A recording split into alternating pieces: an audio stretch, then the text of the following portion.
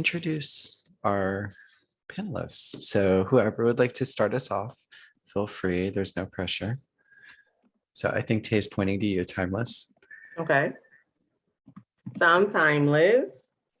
Tay, pronoun she, her, hers.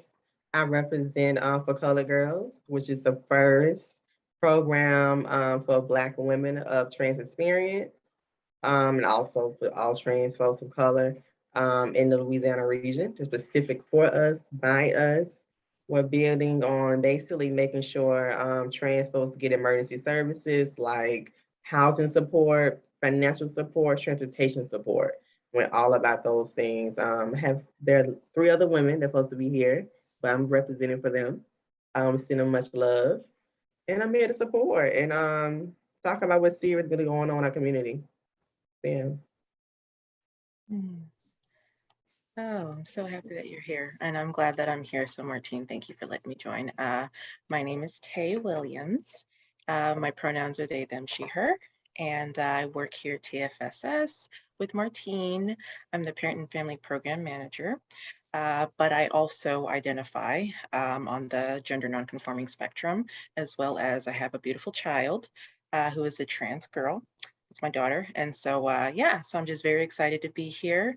I really just invited myself, and Martine said, "Oh, go ahead, you can come, of course." So I'm just happy to be here. Yeah, you're always welcome. Yes. So I'm totally down for it anytime. So yeah, I mean, we're all just here and we're having a conversation, like I was saying, about the community. And, while we acknowledge what's been lost, I want to take a moment to think back in the last year of places or things that have been gained. And so is there anything that comes to mind in your personal life or in your life within the community as a community member that you feel you have gained in the last year? Whether that's a self of identity, whether that's, I don't know, just that's a starter. So Promise, would you like to go first, or? Go ahead and go first. Go first. Okay. As far as gained, I'm trying to think. I've gained a lot more confidence in myself and also in the world, in a sense, because I was very nervous at first because my kiddo is a drag kid. And so, and my kiddo was actually identifying as non-binary for a while. And I talked to her and, I said, because I know my child better than anyone. And so I said, it's okay, because I see how she is. Everything about her is female, right? And so I said, it's okay, right? That you're trans, it's beautiful. And so my kiddo was scared for a while to admit that she was a trans girl just because of, the different things that are going on. And she finally was like, you know what, Mom, I am trans. I'm not non-binary, I'm trans. And so that was a very, very amazing moment. And ever since, she's just been, she has her moments because she suffers with depression and whatnot, but she just gained so much more confidence and so much more self-esteem because she knows that she has my support. And we've also gotten so much good feedback online as well. And not only from trans folks, but, allies and things like that.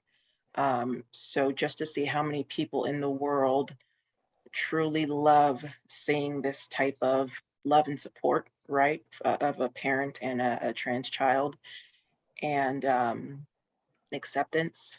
And so just seeing all of that is just beautiful, and it makes me have, a little bit more hope in the world, right? That there's love out there. There's more love than hate, right? Yeah. And yeah.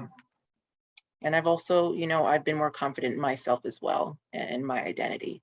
So I think that's what's been gained, just more love, more hope, right? More faith. So, Yeah, yeah. You spoke on a lot of things. For me, when you spoke about, you know, I think your child not wanting to explain or show one that you're trans. That's a real thing. Wanting to be more private, not feeling like the world is gonna be open to you. All the violence that's happening, all the things that's happening. So I definitely relate to that. And also, the visibility itself is a thing. What we're doing is a thing. Also not for sure if we're safe or not. That's always the battle. That's always the question. So yeah, we hit a lot of things.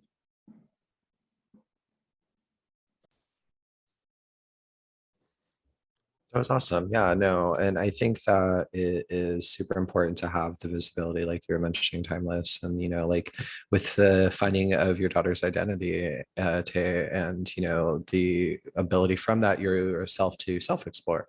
It's like a synergy that you're able to create, and so I'm really happy that out of what happened this year, we were able to kind of see those and claim those things.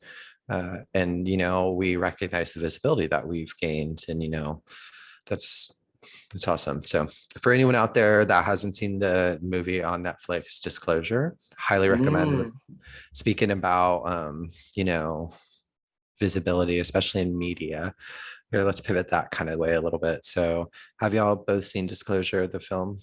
no. I've seen bits and pieces of it. So I was in and out. It's a long documentary, which is great. We need information. But the girl was busy. But it is Yes. good. It's a great documentary because it talks about, kind of these depictions of trans people in media, right? And so oftentimes with trans women, we see them depicted as sex workers. We see them in domestic violence relationships and less than ideal forms of livelihood, one might say. And with our trans men, we really don't see them if we do, if at all, right? Right. And with anybody within the spectrum of being gender nonconforming, we don't, and then within the last few years, they talk in Disclosure about how that's changed. But some of those stories haven't, where unfortunately we still see a lot of people still being misrepresented. Or like one of my favorite parts of when they talk about trans women being cast in hospital shows, and they always seem to die from something that has to do with their like assigned sex of birth. And so it's like this like very just like, why do you feel, I guess my question is that we are at a point where we have visibility, but that visibility is still kind of being shown in that light or being channeled in that light where we're being painted in less than optimal, respectable places. I'm gonna be honest. I'm gonna say before I go back to the Disclosure, I do appreciate the historical pieces of it. Seeing trans folks in the early 1900s and then all the way up to now, I do appreciate the historical element of it, so we can see our lineage and see what's happening and how we slowly progressing. So thank you for that, to the creators of Disclosure. I think that our society is not really truly loving us, point blank, period. And I think we may have came to a place where media may have us on camera, may have us in certain social settings, but mentally and spiritually and heart wise, I don't think there's still love for us. I don't think there's still true justice for us. You can see it in gender murders, you can see it in that. So to me, it represents where we're not really at. It's still a disconnect. It's still, if we're not writing our stories, you see that when cisgender write our stories, it don't always have that comfortable feeling to watch on camera because it's not our true lives. That makes sense. Yeah. Yeah. It's not organic. Yeah. And I think that's the real honest thing. I don't think the streets, the community, have that love for us yet in Hollywood, in major places of management, to see that we're doing successful, thriving shows in real complex trans characters. So yeah. Yeah. Got anything to add to that, Tay? Well, I'm just thinking of Have you all seen Euphoria? The show Euphoria with Zendaya? See, and like y'all, I have not seen the whole bit of Euphoria, but I've definitely seen its prolific nature in the sphere that is the queer space. That is for Okay. sure. Okay. Okay. I haven't seen it. I'm missing out. Oh, you know what? I literally I got into that show, I think a little late, but I like the fact that they do have a trans girl, and she's a trans girl in real life as well. And she's one of the main characters. And I love how her character was so intense and it felt very genuine and organic. So, Mm, what I think needs to happen is there needs to be more of those roles, right? Because I feel like I've seen certain things where I'm like, okay, okay, I hear a little bit of non-binary over here, okay, I hear trans over here, but it's not enough, right? Because like right. you just mentioned, like, oh, I didn't, so it's like there needs to be more organic and genuine trans experiences being shown, right? And there Yeah. needs to be a larger amount. You know how long like we've waited to see like Black families on TV, right? And like things like that. It's like we need to see more trans folks, right? Taking up more space. Yeah. That's what we need. Yes. Point blank And I'm period. gonna say, I'm gonna pick out what you said. I also want to see, like we saw with polls, a little different, but just more transfer of color experiences as well. I'm gonna be honest, I do think there's a racial disparity between white trans women and trans women of color. So there Mm. is a little bit of difference that happens with who we date, where we work, all these things. And I think they need to be shown on the script. And I don't see that as much unless we're writing our stories. And oftentimes we're not in the writing room. So you may get one story, one show every 5 years, and we're in the writing room. Um, so yeah, I wanted just to bring that up too. Absolutely.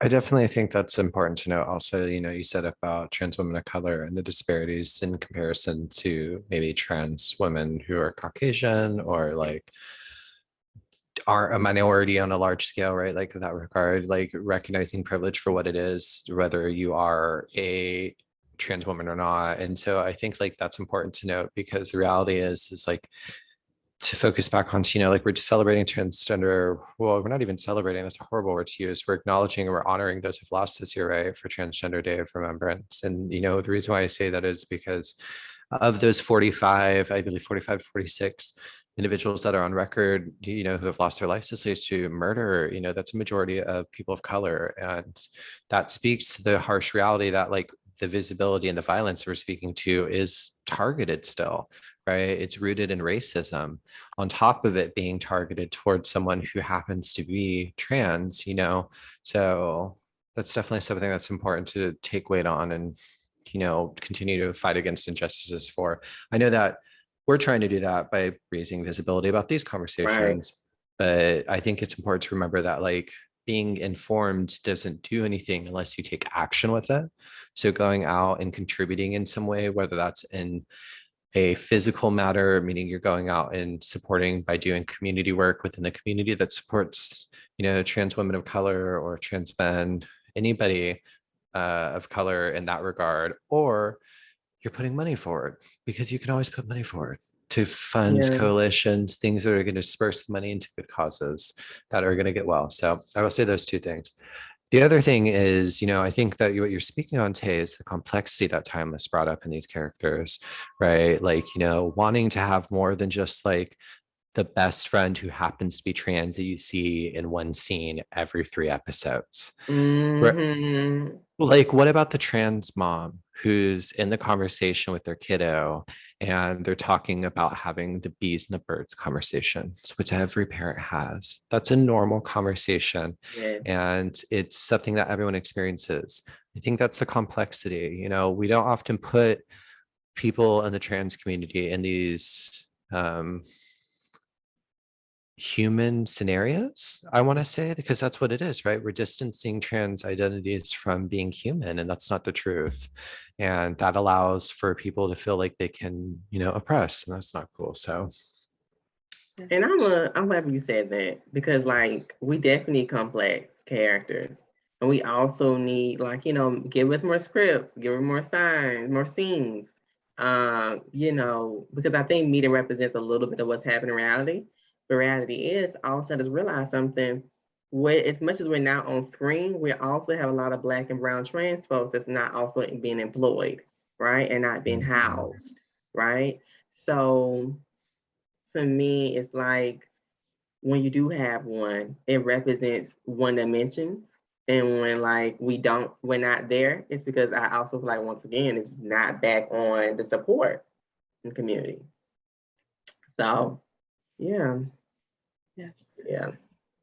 With that note, you mentioned housing, right? And so I know you previously mentioned that you are part of an organization that focuses solely on that. Do you want to mention the organization and maybe a little bit of what they do, or like any of that, as far as like direct housing, and like how maybe we can support organizations such as yours or others that are doing that type of work? Yeah. So I have two organizations I want to give a little shout out to. I work for both of them. Youth Oasis. That organization is designed for youth from 16 to 21. We also are one of the most queer-friendly housing in Louisiana. So a lot of our homeless youth, foster care youth go straight to us for housing care. So Youth Oasis, yay, we're doing that work. And one of the things we fight is youth homelessness, and also the housing disparities with queer youth, right? How kids are still getting kicked out from different religious homes, kicked out from different things.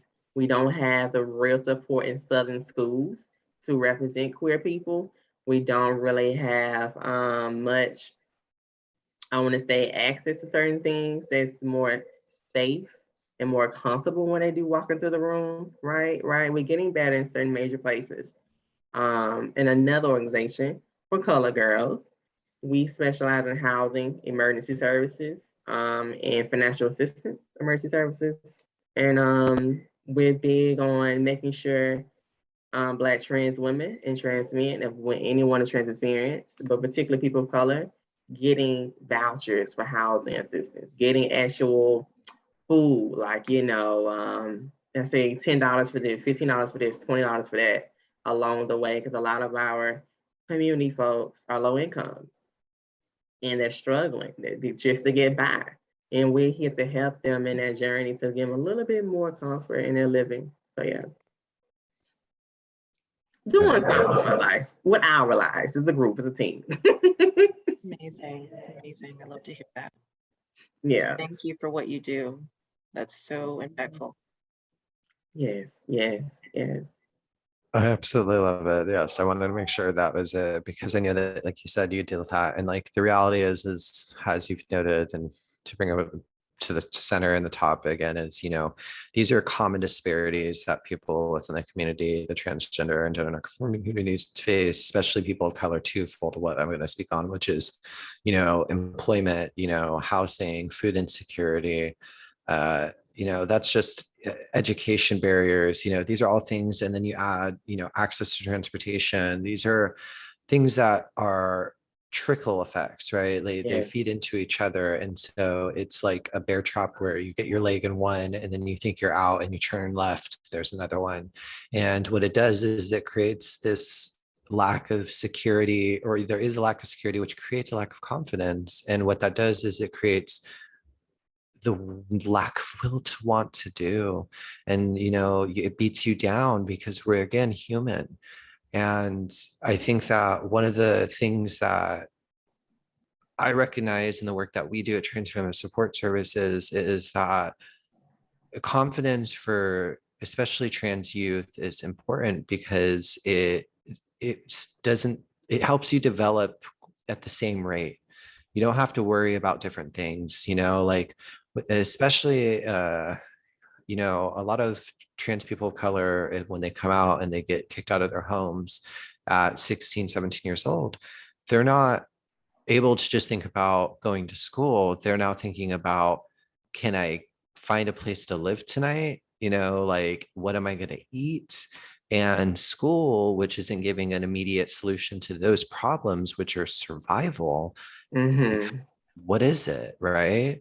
And so that's a huge thing. And it leads to what we were talking about, where in reality, there are, you know, I, as an individual, I'm a proponent for sex work. I, support people on, the right to do with their own body, right? And I think that, that's a different conversation. But the reason why I say that beforehand is because I think that's why we see a lot of trans women and trans individuals in sex work, is because And it's an immediate solution to their immediate problems.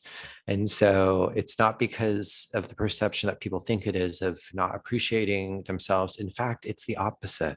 It's empowering themselves to do what they need to do. come on. So I just, yeah, that's a Because if huge I'm thing. hungry and I know Joe got the money, he think I'm sexy, I'm gonna stop talk to Joe if I'm struggling.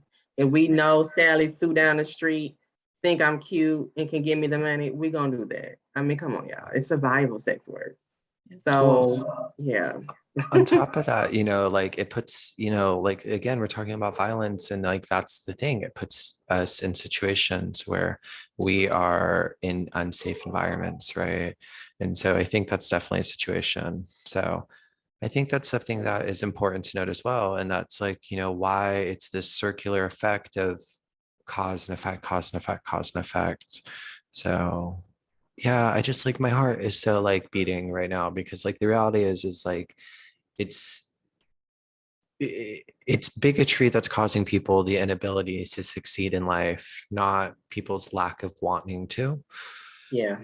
So And yeah, I want so to say this too. I want to say this. I do believe sex work, it can be survival, and it's also some women that also, and some men that also do sex work and enjoy it. So you got mhm. both of that. Um, so another thing too, I want to make sure we hit on is trans folks being in different careers. I think that we don't have enough of us in management, not only in media, but just in management or in trans-led organizations. Thank God this one is. Yes. But so many are not. So many can even get in the door. Once they're in the door, they're at entry level or stay entry level for years. So that's another issue. It's just so many things to hit on. So yeah. Absolutely.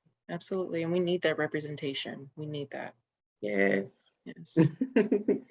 You know what? If I could mention something also, I don't know if this is the right time, but I also wanted to include that it's internalized racism a lot of times in the Black community as a whole, right? It's Yeah. internalized. And so it's like, I saw a TikTok the other day where the person speaking about this issue in the Black community, they called some cishet, Black males, oppressed oppressors, right? Come on now. Right. Get So it. that's an issue that we have to talk about as well in the Black community. Why are you, who is, already been oppressed in the world, now you're going to oppress Black trans women, right?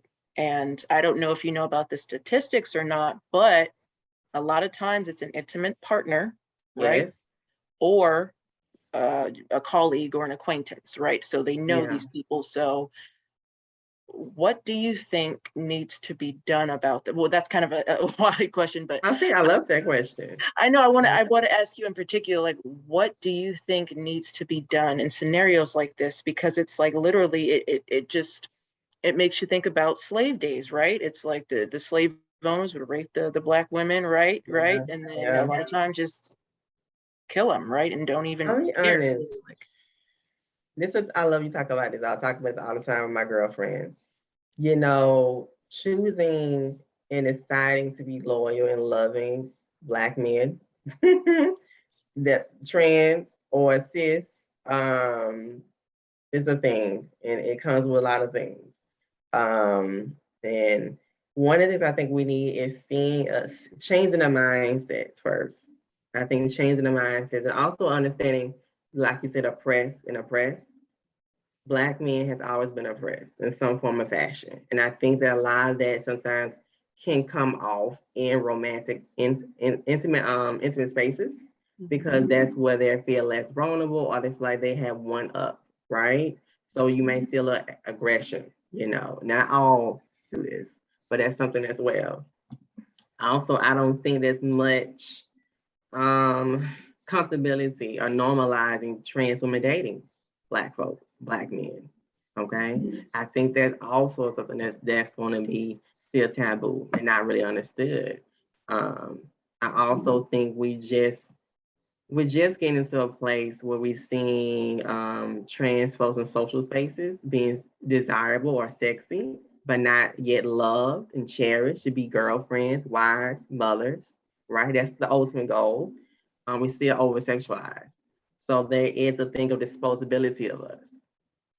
Right. So we change the mindset, we are someone that we can keep around, someone that we should share our life with. That's that as well. But it's so much healing that Black men have to do as well in order to make sure they're whole and loving for us as well. So both parties have to be healed. And there needs to have a conversation about how can you love me? I know what you're going through, brother. So how can you love me better? How can I love you better? It's work. And some of my Black brothers have so much going on that they do take it out on us. Not all the time, not everyone. There's some good ones, a lot of good ones. But I just want to talk about that too. Yes. So did that make sense? Did it come off?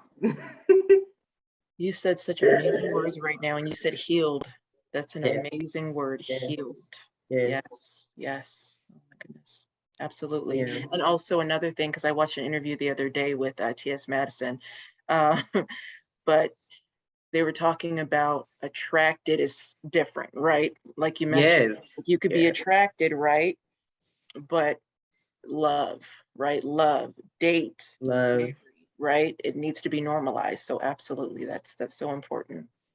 And I'm ready to see, and let's be honest, if I want to at least see it on TV, if we're not going to be in reality, I would love to see a trans woman in a romantic comedy, leading romantic comedy.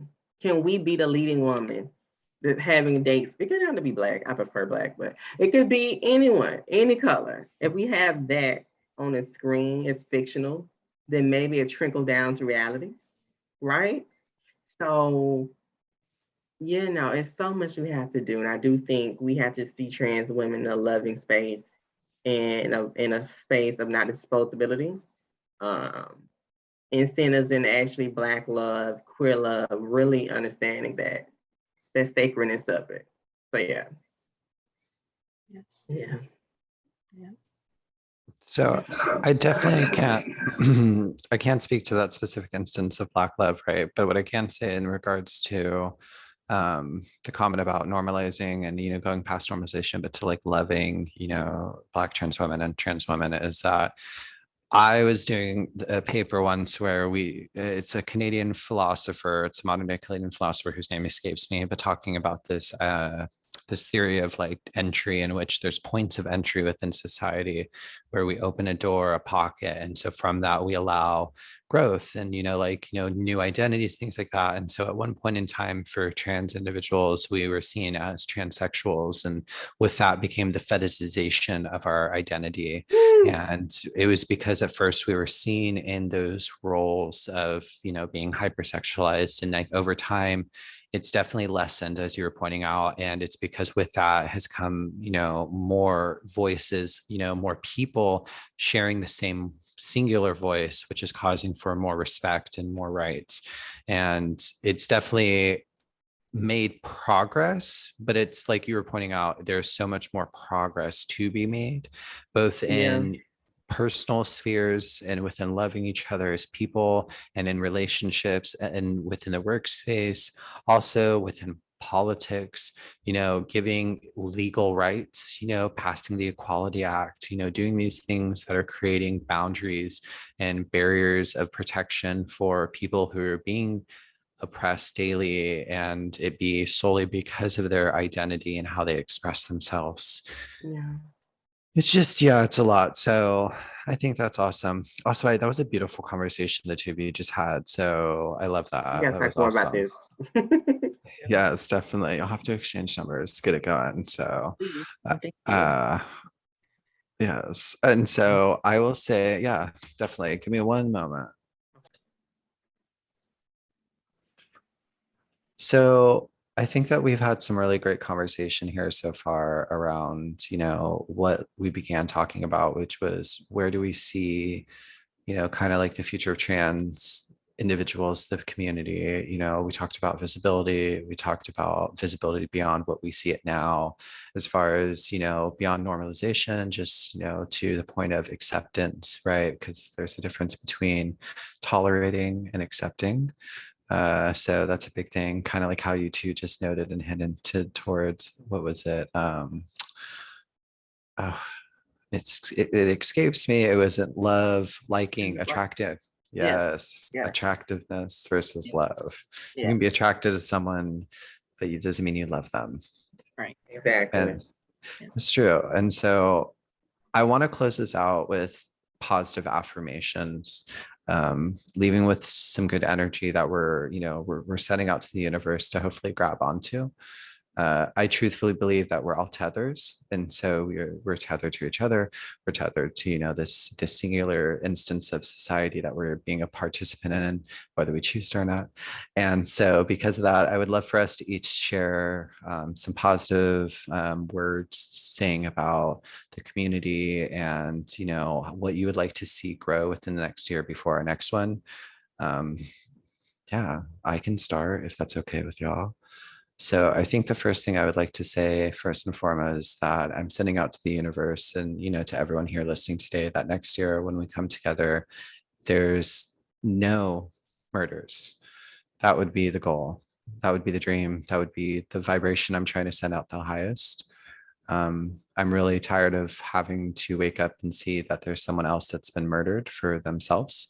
And it makes, working with our kiddos a little bit harder when we do the work, because we know that there's a reality out there. So I would say that's my highest vibration. And then my second one is that we elect more trans people.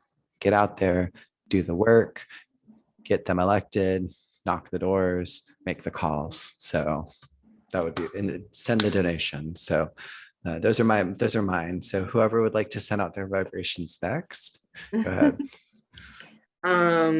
My information is just for making sure Black trans folks and trans folks of color reaching joy in their real lives. I want to make sure we have joy and we experience joy and realness in real time. I want to make sure I pray for abundance for our trans family. And that's financial, that's health, that's everything, abundance. And also, I want to pray for more community in the future, community across all boards where coexisting. Um, so that's what I pray for. All of that joy, community, and abundance for all of us. So yeah. Those are amazing affirmations, both of you. Oh, it makes me feel so like warm inside. What are my affirmations? I have so many. Well, we spoke about it, healing. I just would like to see healing. I would like to see understanding. Look at trans folks as humans, gender nonconforming folks as humans. Let's mind our own business and allow others to live their lives. Let's abundance, like you mentioned, Timeless, just let our folks be able to work, make money, right? Yes, yes. Equal amount of pay. Let's see trans folks in leadership roles all over the world. Let's see, more roles on television. I just want to see so much, right? Because we're resilient people, right? And so I just want to see us get everything that we deserve. So yeah, love, peace, all that good stuff. So Yeah. universe. I love it. That's, yes, abundance. I feel like that's such a good word. We will hope next year for abundance for Abundance. the community. So I would like to say thank you for all that took the time today to sit with us and spend this time with us, to acknowledge the lives that were lost this year, to celebrate them, and to push forward positive intentions towards the next year. It means the world to us that you'd spend time with us and share the space with us, even if it is with your eyes only or your ears, whichever, however you observed. We're thankful that you took the time to sit down and watch with us. And so that's it for the evening. And we hope that you can join us for our next live stream. Bye. Bye.